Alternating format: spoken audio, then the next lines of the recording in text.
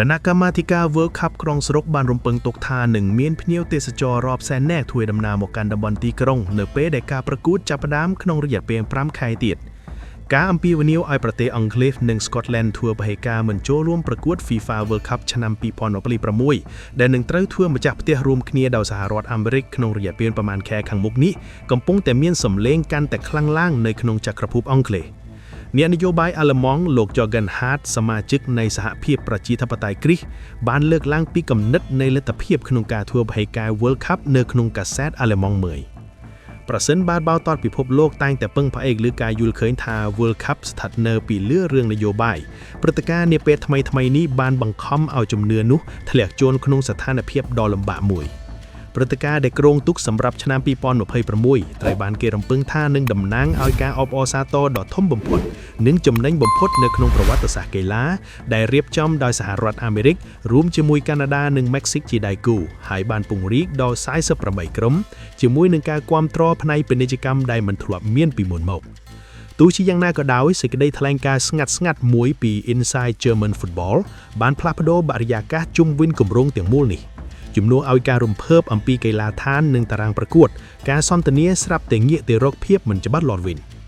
លទ្ធភាពថាប្រទេសដែលមានឥទ្ធិពលបំផុតមួយក្នុងវិស័យកីឡានេះអាចពិចារណាឡើងវិញអំពីការចូលរួមបានធ្វើឲ្យរចនាសម្ព័ន្ធទាំងមូលស្ថិតនៅក្រោមការពិនិត្យយ៉ាងដិតដាត់ដែលវាបានបង្កើតជាសំណួរមួយដែលស្ថាប័នជាច្រើនសង្ឃឹមថានឹងមិនកើតឡើង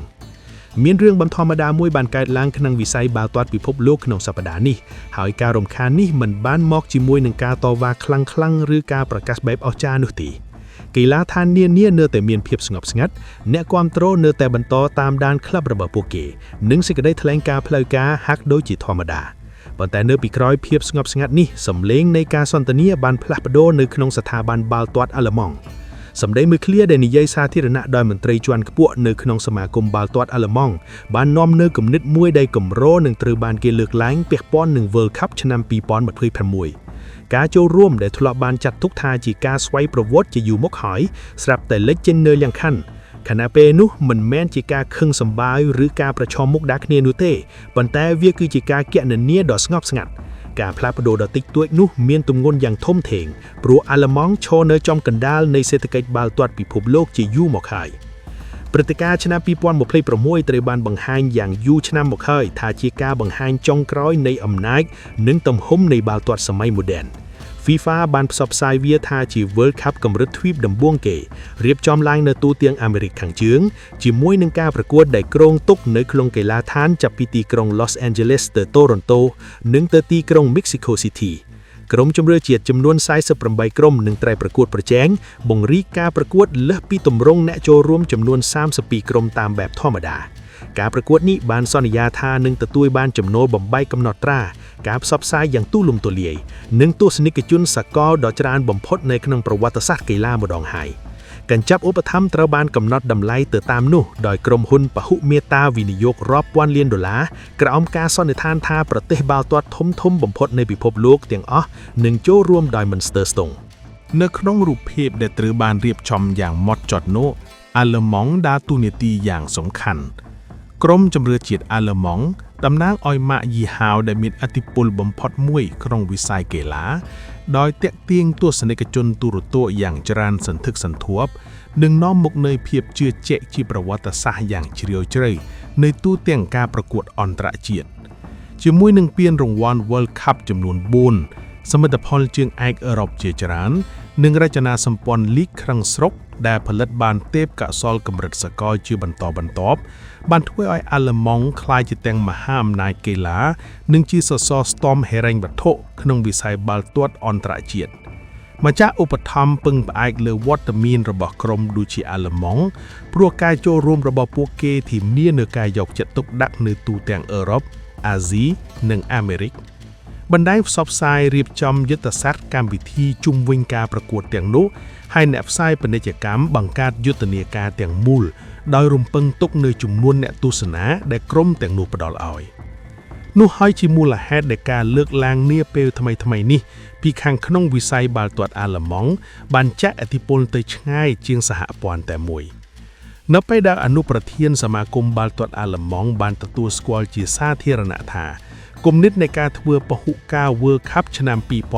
2026គួរតែត្រូវបានពិភាក្សាយ៉ាងម៉ត់ចត់មតិយោបល់នោះមិនមែនជាការផ្ទុះអារម្មណ៍នោះទេប៉ុន្តែវាបានដើរតួជាអតិពលសម្រាប់ចរចាបុព្វកាជាប្រវត្តិសាស្ត្របានផ្ដល់ឲ្យសេចក្តីថ្លែងការណ៍នោះនៅទម្ងន់បន្ថែមទៀតមន្ត្រីរូបនោះបានយ៉ងទៅលើការធ្វើពហុការអូឡ িম্প ពិកកាលពីអតីតកាលជាពិសេសគឺការប្រកួតនៅទីក្រុងមូស្គូឆ្នាំ1980នៅពេលដែលភាពតានតឹងផ្នែកភូមិសាស្ត្រនយោបាយបានជំរុញឲ្យប្រទេសជាច្រើនដកខ្លួនចេញពីការចូលរួមដើម្បីតវ៉ាការយ៉ងនោះបានបម្រើការជាការរំលឹកថាព្រឹត្តិការណ៍កីឡាមានក្នុងបរិយាកាសនយោបាយទោះបីជាអ្នកគ្រប់គ្រងទទួលស្គាល់ឬមិនទទួលស្គាល់ក៏ដោយនៅក្នុងទីស្នាក់ការកណ្ដាលរបស់ FIFA ការឆ្លើយតបផ្លូវការបានប្រើប្រាស់ភាសាដដែលអង្គការនេះបានបញ្ជាក់ជាថ្មីនៃជំហរដ៏យូរអង្វែងរបស់ខ្លួនថាបាល់ទាត់គួរតែរក្សាភាពអព្យាក្រឹតខាងនយោបាយនិងដាច់ដោយឡែកពីជំលោះអន្តរជាតិសេចក្តីថ្លែងការណ៍បានសង្កត់ធ្ងន់លើឯកភាពកិច្ចសហប្រតិបត្តិការនិងធម្មជាតិសកលនៃកីឡាការផ្ញើសារជាសាធារណៈនៅតែមានភាពស្ងប់ស្ងាត់ទោះបីជាយ៉ាងណាក៏ដោយប្រព័ន្ធ Ecosystem ហិរញ្ញវត្ថុជុំវិញ World Cup មិនដំណើរការតែលើការផ្ញើសារជាសាធារណៈនោះទេពីក្រោយឆាកផ្នែកច្បាប់និងអ្នកវិភាគហិរញ្ញវត្ថុពិនិត្យមើលរាល់ហានិភ័យដែលអាចកើតឡើងពាក់ព័ន្ធនឹងការចូលរួមនៅពេលដែលភាពមិនច្បាស់លាស់ចូលមកកិច្ចសន្យាចាប់ផ្ដើមមើលទៅខុសប្លែកពីមុនកិច្ចព្រមព្រៀងផ្សាយដែលពាក់ព័ន្ធនឹងការប្រកួតឆ្នាំ2026នេះគឺជាកិច្ចព្រមព្រៀងធំបំផុតមួយក្នុងប្រព័ន្ធផ្សព្វផ្សាយកីឡាបណ្ដាញទូរទស្សន៍នៅទូទាំងអឺរ៉ុបអាស៊ីនិងអាមេរិកខាងជើងបានសន្យាថតសម្លាយរាប់ពាន់លានដុល្លារសម្រាប់កញ្ចប់សិទ្ធិផ្សាយដែលផ្អែកទៅលើសមិទ្ធកម្មអំពីទំហំទស្សនិកជននិងការប្រកួតប្រជែងការទស្សន៍ទាយទាំងនោះពឹងផ្អែកយ៉ាងខ្លាំងទៅលើវត្តមានប្រទេសបាល់ទាត់ឆ្នាំនាំមុខអាល្លឺម៉ង់បារាំងអង់គ្លេសអេស្ប៉ាញនិងអ៊ីតាលីរួមគ្នាជំរុញនៅចំនួនអ្នកទស្សនាយ៉ាងច្រើនក្នុងទីផ្សារសកលនៅពេលដែលប្រទេសណាមួយក្នុងចំណោមប្រទេសទាំងនោះបង្ហាញសញ្ញាថាការចូលរួមប្រហែលជាមិនបានធានានោះទេគំរូហិរញ្ញវត្ថុដែលនៅក្រោមព្រឹត្តិការណ៍នោះតម្រូវឲ្យមានការវាយតម្លៃឡើងវិញម្ចាស់ឧបត្ថម្ភក៏ប្រឈមមុខនឹងការគណនាស្រដៀងគ្នាដែរដៃគូសហគ្រាសវិនិយោគក្នុង World Cup ព្រោះវាធ្វើឲ្យមានការបង្ហាញជាសកលដែលមិនប្រកាន់ផ្លាញយុទ្ធនាការផ្សព្វផ្សាយពាណិជ្ជកម្មដែលគ្រោងក្លាប់ក្នុងការប្រកួតនោះយកញប់រួមជំនួយច្រើនឆ្នាំដោយថវិការៀបចំជុំវិញការប្រកួតច្បាស់លាស់និងចំនួនអ្នកទស្សនាដែលរំពឹងទុកនៅពេលដែលសមត្ថភាពនៃក្រុមដែលចូលរួមមិនច្បាស់លាស់យុទ្ធសាស្ត្រទីផ្សារក៏ផ្លាស់ប្ដូរដែរគ្មានម្ចាស់ឧបត្ថម្ភណានោះទេចង់បង់ថ្លៃខ្ពស់សម្រាប់ផលិតផលដែលប្រហែលជាខុសពីអ្វីដែលគេរំពឹងទុកទម្ងន់នៃជំហររបស់អាល្លឺម៉ង់ក្នុងវិស័យបាល់ទាត់អឺរ៉ុបក៏មានន័យថាសហព័ន្ធផ្សេងទៀតបានខ្លួនក្នុងការឆ្លើយតបនឹងស្ថានភាពនេះដែរប្រទេសដាណឺម៉ាកបានទទួលស្គាល់ជាសាធារណៈថាការបារម្ភអំពីការប្រកួតសមនឹងទទួលបានការពិនិត្យយ៉ាងហ្មត់ចត់មន្ត្រីបារាំងបានជៀសវាងបន្ថែមថាការចូលរួមនឹងអនុឆោតណាស់នៅចក្រភពអង់គ្លេសវិញប្រព័ន្ធផ្សព្វផ្សាយចាប់ផ្ដើមពិភាក្សាអំពីសេណារីយ៉ូនៃការធ្វើពហុការជាលក្ខណៈពិតប្រាកដមកជារៀងទាំងសំណាប់សាំតែប៉ុណ្ណោះការផ្លាស់ប្ដូរសម្លេងនោះបានកើតឡើងដោយគ្មានការប្រកាសបែបលើកលុបនោះទេការប្រុងប្រយ័ត្នដ៏ស្ងប់ស្ងាត់នោះបង្ហាញអំពីអ្វីដែលសំខាន់គឺសមាគមជាតិកំពុងតែយកចិត្តទុកដាក់ការឆ្លើយតបរបស់ដាណឺម៉ាកមានភាពរសើបជាពិសេសដោយសារតែការពិភាក្សានយោបាយជុំវិញកោះ Greenland ដែលជាទឹកដីក្នុងព្រះរាជាណាចក្រដាណឺម៉ាកដែលបានឈានចូលដល់ការជជែកដេញដោលផ្នែកភូមិសាស្ត្រនយោបាយកាន់តែទូលំទូលាយនៅពេលដែលបញ្ហាទឹកដីនិងអធិបតេយ្យភាពចូលទៅក្នុងកិច្ចសន្ទនាអន្តរជាតិភាពអព្យាក្រឹតភាពនៃកីឡាកាន់តែពិបាកក្នុងការរក្សាសហព័ន្ធបាល់ទាត់ប្រតិបត្តិការក្នុងក្របខ័ណ្ឌជាតិហើយមតិសាធារណៈចេះឥទ្ធិពលលើការសម្រេចចិត្តរបស់ពួកគេសូម្បីតែគ្មានសកម្មភាពសម្របសម្រួលក៏ដោយក៏សហព័ន្ធជាច្រើនដែលបង្ហាញពីភាពស្តាក់ស្ទើរអាចធ្វើឲ្យប៉ះពាល់ដល់ទំនុកចិត្តលើការប្រកួតសម្រាប់ FIFA ហានិភ័យដ៏ធំបំផុតមិនស្ថិតនៅលើការដកខ្លួនចេញភ្លាមៗនោះទេប៉ុន្តែស្ថិតនៅលើការសឹករីករាវបន្តិចម្ដងបន្តិច World Cup ដែលខ្វាក់ក្រុមធំៗនៅអឺរ៉ុបមួយចំនួននឹងតំណាងឲ្យព្រឹត្តិការណ៍ដែលខុសប្លែកទាំងស្រុងពីអ្វីដែលគេបានស្រមៃនាពេលបច្ចុប្បន្ន บรรดาประเทศអឺរ៉ុបគ្រប់គ្រងទស្សនិកជនទូរទស្សន៍សកលហើយការចូលរួមរបស់ពួកគេគឺជាចំណងនៃភាពជាដៃគូពាណិជ្ជកម្មនៅទូទាំងឧស្សាហកម្មជាច្រើនប្រសិនបើដកសសរស្ដំទាំងនោះចេញឲ្យបានគ្រប់គ្រាន់ស្ថាបត្យកម្មហិរញ្ញវត្ថុដែលគ្រប់គ្រងការប្រកួតនឹងចុកខ្សោយយ៉ាងឆាប់រហ័សចំពេលមានការវិវត្តទាំងនេះប្រទេសម្ចាស់ផ្ទះពីរបានប្រកាន់យកវិធីសាស្ត្រខុសប្លែកពីគេយ៉ាងស្ងប់ស្ងាត់កាណាដាបានជៀសវាងសេចក្តីថ្លែងការណ៍បែបអស្ចារ្យអំពីការធ្វើបហិការឬជំលោះនយោបាយផ្ទុយទៅវិញមន្ត្រីកាណាដាបានផ្ដោតលើស្ថិរភាពនិងការរៀបចំប្រទេសនេះបានសង្កត់ធ្ងន់លើការត្រៀមលក្ខណៈផ្នែកភស្តុភារការវិនិយោគលើហេដ្ឋារចនាសម្ព័ន្ធនិងបរិយាកាសស្វាគមន៍ដែលរំពឹងទុកសម្រាប់ភ្ញៀវអន្តរជាតិមិចស៊ីកក៏បានប្រកាន់យកសម្លេងស្រដៀងគ្នាដែរលើកឡើងពីបទពិសោធន៍រាប់ទសវត្សរ៍ក្នុងការធ្វើមជ្ឈត្តការប្រកួតបាល់ទាត់ធំៗនិងភាពជឿជាក់នៃបណ្ដាញកីឡាដ្ឋានរបស់ខ្លួនគ្មានប្រទេសណាមួយព្យាយាមប្រឈមមុខនឹងភាពចម្រូងចម្រាសដោយផ្ទាល់នោះទេប្រទេសទាំងពីរបានដាក់ខ្លួនជាដៃគូដែលអាចទុកចិត្តបានក្នុងខណៈពេលដែលការពារកទុកជាមុនមានតម្លៃកាន់តែខ្លាំងស្ថានភាពនេះបានធ្វើឲ្យសហរដ្ឋអាមេរិកស្ថិតក្នុងស្ថានភាពស្មុគស្មាញជាងនេះដំបូងឡើយការប្រកួតនេះត្រូវបានផ្សព្វផ្សាយថាជាការបង្ហាញពីភាពជាដឹកនាំរបស់អាមេរិកនៅវិស័យកីឡាសកលលើកឡើងពីសមត្ថភាពសេដ្ឋកិច្ចនិងហេដ្ឋារចនាកីឡាដ្ឋានរបស់ប្រទេសទោះជាយ៉ាងណាក៏ដោយសម្ដីនយោបាយដែលពាក់ព័ន្ធនឹងសម្ព័ន្ធមិត្តរួមផ្សំជាមួយនឹងការជជែកដេញដោលជុំវិញគោលនយោបាយអន្តរប្រវេសន៍និងនីតិវិធីទីសការបានណែនាំនូវសំណួរថ្មីអំពីលទ្ធភាពចូលទៅដល់សម្រាប់អ្នកគាំទ្រអន្តរជាតិ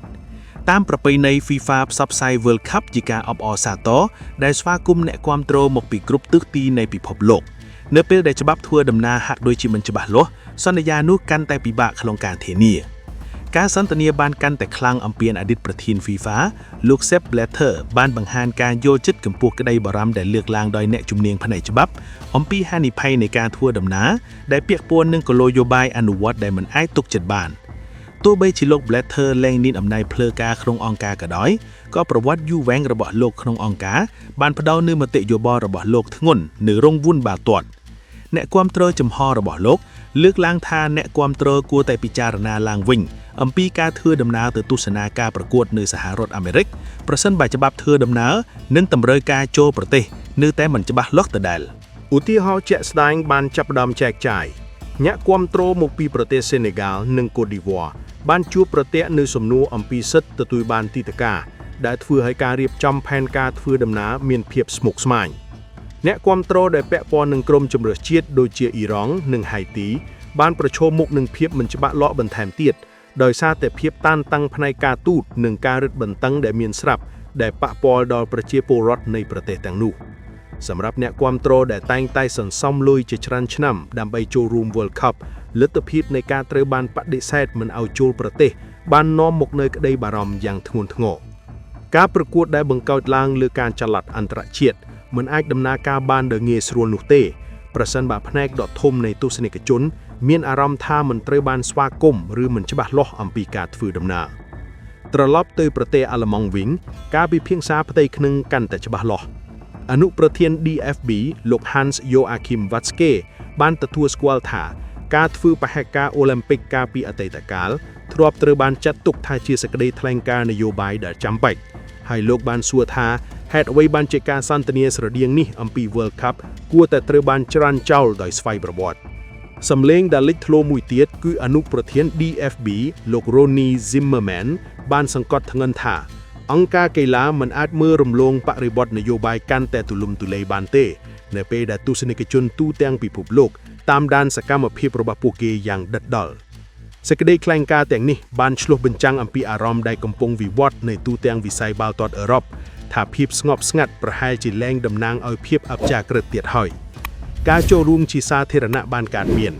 ក្នុងប្រទេសហូឡង់ញត្តិដែលជំរុញឲ្យអ្នកគាំទ្រធ្វើពហិការប្រកួតដែលពាក់ព័ន្ធនឹងសហរដ្ឋអាមេរិកបានប្រមូលហត្ថលេខាបានច្រើនជាង 100,000 ហត្ថលេខាក្នុងរយៈពេលដ៏ខ្លីមេដឹកនាំបកប្រឆាំងអាហ្វ្រិកខាងត្បូងបានអំពាវនាវឲ្យសហព័ន្ធបាល់ទាត់របស់ពួកគេពិចារណាឡើងវិញអំពីការចូលរួមសមាជិកសភាអង់គ្លេសបានពិភាក្សាអំពីបញ្ហានេះអំឡុងពេលជជែកដេញដោតក្នុងសភាដែលតាក់ទងនឹងទំនាក់ទំនងអន្តរជាតិនិងការទូតកីឡាគ្មានការវិវត្តណាមួយក្នុងចំណោមការវិវត្តទាំងនេះដែលធានាឲ្យមានការដកខ្លួនចេញទ្រង់ទ្រាយទ្រង់ថ្ងល់ទេប៉ុន្តែរួមគ្នាព ពួកគេបានបង្កើតបរិយាកាសវប្បធម៌មួយដែលការចោទសួរអំពីការប្រកួតនេះលែងមើលទៅជារឿងជ្រុលនិយមទៀតហើយប្រតិម្ចាស់ផ្ទះត្រូវបានវាយតម្លៃមិនត្រឹមតែតាមរយៈសមត្ថភាពកីឡាដ្ឋាននិងហេដ្ឋារចនាសម្ព័ន្ធដឹកជញ្ជូនប៉ុណ្ណោះទេប៉ុន្តែថែមទាំងតាមរយៈទំនាក់ទំនងការទូតនិងនយោបាយក្នុងស្រុកដែលប៉ះពាល់ដល់ភ្ញៀវអន្តរជាតិផងដែរបាល់ទាត់คล้ายទៅជាកញ្ចក់ឆ្លុះបញ្ចាំងអំពីសក្តានុពលនយោបាយពិភពលោកជឿជាការគេចចេញពីពួកវាប្រទេសកាណាដានិងមិចស៊ីកូបានអត្ថប្រយោជន៍ដោយនឹកមិនដល់ពីការផ្លាស់ប្ដូរនេះព្រោះគេរឈ្មោះរបស់ពួកគេចំពោះការរាប់អានភ្ញៀវនិងជំនឿជាក់លាក់បានពង្រឹងការយល់ដឹងថាពួកគេអាចផ្ដល់បរិយាកាសស្ថិរសម្រាប់ការប្រកួតសម្រាប់សហរដ្ឋអាមេរិកសារដែលកើតមកពីការជជែកដេញដោលទាំងនេះនាំមកនូវផលប៉ះពាល់ដែលមិនអាចគេចចេញរួចការធ្វើម្ចាស់ផ្ទះព្រឹត្តិការណ៍កីឡាដ៏ធំបំផុតនៃពិភពលោកទាមទារលើសពីធនធានហិរញ្ញវត្ថុនិងកីឡាដ្ឋានដ៏គួរឲ្យចាប់អារម្មណ៍វាទាមទារនៅកម្រិតនៃការទាយប្រយ័ត្នជាមុនដែលធានាឲ្យរដ្ឋបាលអត្តពលិកនិងអ្នកគាំទ្រមកពីប្រទេសរាប់10មួយថាពួកគេនឹងត្រូវបានស្វាគមន៍ដោយមិនមានភាពស្មុគស្មាញព្រឹត្តិការណ៍សកលរីកចម្រើនបានដោយសារទំនុកចិត្តអាល្លឺម៉ង់មិនបានប្រកាសធ្វើពហិការនោះទេមន្ត្រីអាល្លឺម៉ង់មិនបានប្រកាសឱសានវិទ្យាឬទាមទារការផ្លាស់ប្ដូរភ្លាមៗពី FIFA នោះទេផ្ទុយទៅវិញពួកគេបានលើកឡើងនៅសំណួរមួយដែលកម្រនឹងត្រូវបានគេពិចារណាជាសាធារណៈប្រសិនបើការចូលរួមក្នុង World Cup អាស្រ័យលើលក្ខខណ្ឌដែលលើសពីទីលានប្រកួតតើសមាគមជាតិគួរឆ្លើយតបយ៉ាងដូចម្តេចនៅពេលដែលលក្ខខណ្ឌទាំងនោះហាក់ដូចជាមិនច្បាស់លាស់សំណួរតែមួយនេះបានផ្លាស់ប្ដូរការសន្ទនាជុំវិញបាល់ទាត់ពិភពលោកអ្នកគ្រប់គ្រងនៅក្នុង FIFA ឥឡូវនេះត្រូវតែគិតគូរពីលទ្ធភាពដែលការវិវត្តនយោបាយអាចជះឥទ្ធិពលលើការសម្រេចចិត្តផ្នែកកីឡាដោយផ្ទាល់ជាងមុនសហព័ន្ធជាតិទទួលស្គាល់ថាការចូលរួមជារួមរបស់ពួកគេមានឥទ្ធិពលលើរបៀបដែលការប្រកួតប្រព្រឹត្តទៅម្ចាស់ឧបត្ថម្ភនិងអ្នកផ្សព្វផ្សាយតាមដានការវិវត្តយ៉ាងដិតដល់ព្រោះប្រាក់រាប់ពាន់លានដុល្លារនៅតែជាប់ពាក់ព័ន្ធនឹងលទ្ធផល World Cup ដែលគ្រោងទុកសម្រាប់ឆ្នាំ2026ត្រូវបានរចនាឡើងដើម្បីបង្ហាញពីការពង្រីកកម្លាំងហិរញ្ញវត្ថុនិងឯកភាពសកលក្នុងវិស័យបាល់ទាត់ផ្ទុយទៅវិញវាคล้ายជាខ្នាតវះស្ទង់ពីរបៀបដែលកីឡាអន្តរជាតិរុករកពិភពលោកមួយដែលភាពតានតឹងភូមិសាស្ត្រនយោបាយកម្រនៅក្រៅជញ្ជាំងកីឡាដ្ឋានបាល់ទាត់តែងតែមានសារៈសំខាន់ផ្នែកនយោបាយទោះជាយ៉ាងណាក៏ដោយស្ថាប័នគ្រប់គ្រងកីឡាជារឿយៗព្យាយាមបង្ហាញវាថាដាច់ដោយឡែកពីចំនួនការទូតការផ្លាស់ប្ដូរដ៏តិចតួចនោះពន្យល់ពីមូលហេតុដើមខណៈពេលនេះមានសារៈសំខាន់ខ្លាំងសម្រាប់អនាគតនៃកីឡាសកលនៅពេលដែលគំនិតនៃការដើរចេញចូលមកដល់ការសន្ទនាការគ្រប់គ្រងឡើងជារបស់ស្ថាប័នដែលគ្រប់គ្រងហ្គេមនេះទាំងស្រុងទៀតហើយវាជារបស់ប្រទេសដែលមានសមត្ថភាពនិយាយថាទេហើយនោះគឺជាអ្វីដែលពិភពបាល់ទាត់កំពុងជួបប្រទះនៅថ្ងៃនេះសំណួរដែលអាល្លឺម៉ង់បានដាក់លើតុ